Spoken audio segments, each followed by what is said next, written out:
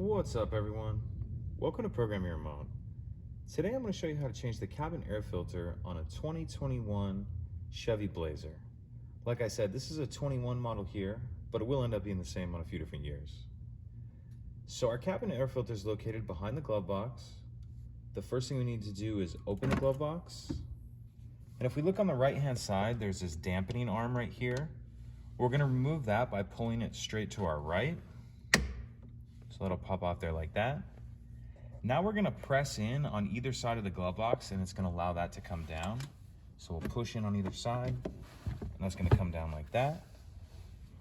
Now if we take a look up in here, this is the door to the cabin filter right here. And there's one screw holding it shut. And that's gonna be a number 20 Torx bit, a T20. So go ahead and remove that. After that's removed, there's a little clip we're gonna press on the side here. Press that in, and then that's gonna allow the door to come off like that.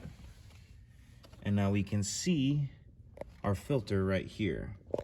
And I'm not gonna change this one because it doesn't need it, but when you do change yours, make sure that you have your airflow arrow pointing down. Okay? So now to close it up, we'll reverse everything we just did. You want to put this right side on first. Put the right side on first, and then the whole thing will kind of clip on. And then we'll throw our number 20 Torx bit, our T20 screw back in.